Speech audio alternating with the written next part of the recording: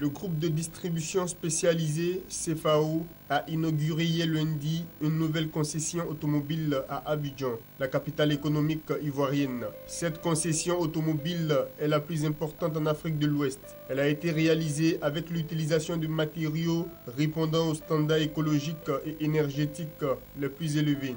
Il emploie 45 collaborateurs repartis entre les services commerciaux et techniques, la distribution de pièces de rechange, la gestion de flotte, la direction et l'équipe administrative. Le Camerounais Freddy Tchalla vient d'être nommé à la tête de la société de téléphonie MTN Côte d'Ivoire. Il remplace Wim Venneprot après avoir passé 6 années à ce poste.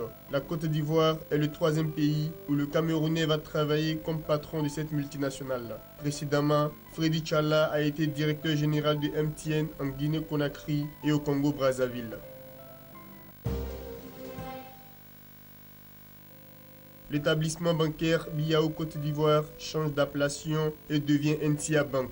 Une stratégie qui vise à renforcer sa présence aux côtés de sa clientèle, indique un communiqué de presse de la banque. La Biao Côte d'Ivoire a ouvert sa première agence en 1906 à Grand-Bassam avant d'être transféré à Abidjan en 1934. Le groupe NTIA, représenté par NTIA Participation, est aujourd'hui l'actionnaire majoritaire et l'État de Côte d'Ivoire conserve 20% du capital.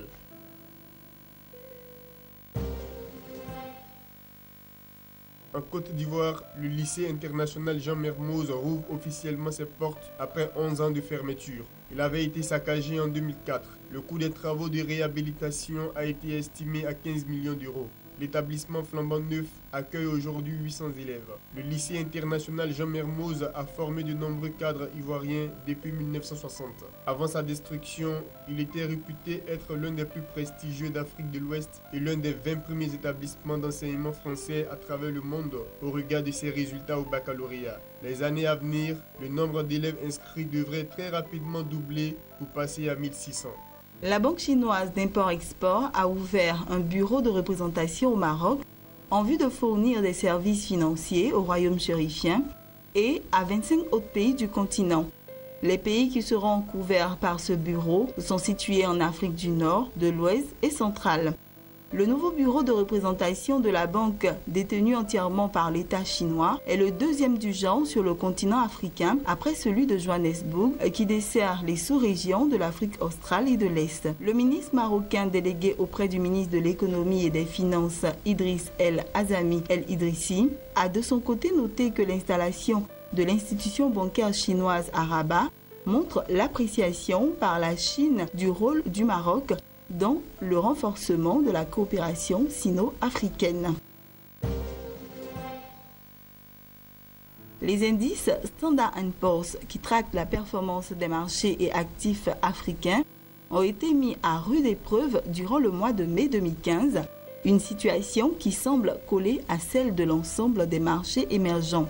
Le S&P All Africa, qui traque les performances des entreprises cotées sur 13 marchés financiers africains, a terminé la période sur un rendement négatif de 4,6%. À l'exception de l'Égypte et du Nigeria, qui ont affiché des rendements positifs sur la période, les autres marchés africains ont terminé le mois sur des rendements indiciels négatifs. Le record ayant été battu sur le S&P Kenya BMI, dont la perte de valeur, moins 8,42%, représente la plus mauvaise performance des indices S&P africains.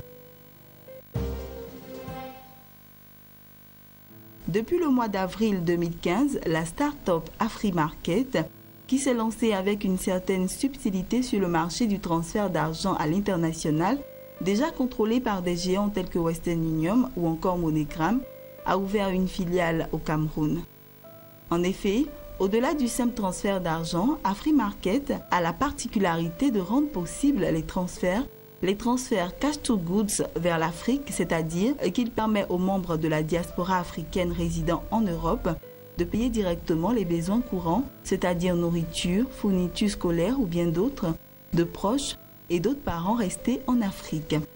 Grâce à sa filiale camerounaise, AfriMarket s'attaque ainsi au marché de l'Afrique centrale, après des expériences plutôt réussies en Afrique de l'Ouest, notamment en Côte d'Ivoire, au Togo, au Sénégal et au Bénin. le fournisseur chinois de solutions dans le domaine des TIC a annoncé avoir obtenu le statut Casablanca Finance City, CFC, qui lui permet de faire de l'entité Huawei Technologies Casablanca le nouveau siège Afrique francophone du groupe. Les sociétés disposant du statut CFC bénéficient pour leurs opérateurs panafricaines d'exonération financière et fiscale substantielle, ainsi que de certaines facilités, notamment dans le recrutement de cadres d'expatriés.